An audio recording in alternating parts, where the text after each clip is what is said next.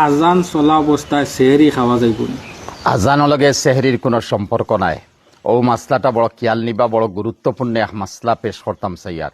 যেমতো সেহরির time শেষ হওয়ার 4:30টার সময়, এখানে আমি মিসাল দিয়ার ও 4:30টার যদি সেহরির টাইম শেষ হয় তাহলে আমি টাইম টেবিলে দেওয়া জেলা আমি এর 2 মিনিট 3 মিনিট বা 5 মিনিট আগে সেহরি খাওয়া শেষ করতাম। এরপরেও কিছু জায়গার মধ্যে সেহরি খাইতরা ও অবস্থার মধ্যে যে আবু আজান হইছে না, ও আমরা আজানোর ইন্তজার কিতা লাগি করি।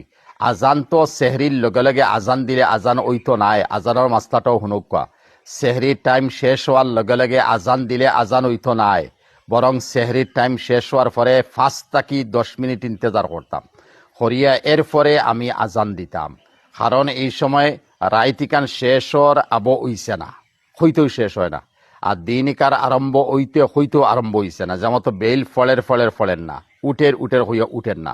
ওলা ইনে 5-7 মিনিট 10 মিনিট ঘষাঘষি করে এই সময় আজানও হইতো নাই, কোনো নমাজও পড়বা না, রোজা সেহরি খাইলেও হইতো নাই। বরং সেহরি খাওয়া আজানের লগে সম্পর্ক নাই।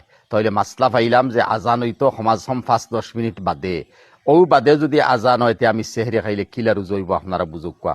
এর লাগে টাইম টেবুল যেখান আছে ও টাইম টেবুল হিসাবে খাইবা। আর টাইম টেবুলর আগে যদি আমি খাইলাই, যেমন ইফতার 5টার সময়, ইফতারের সময় মিসাল দিয়া, এখন 5টার সময় ইফতার হইলে আমি 1 মিনিট 2 মিনিট আগে যদি ইফতার করি জেলা রোজা হইতো নাই, বেইলা বল আলুইয়া ফলের দেখা যার।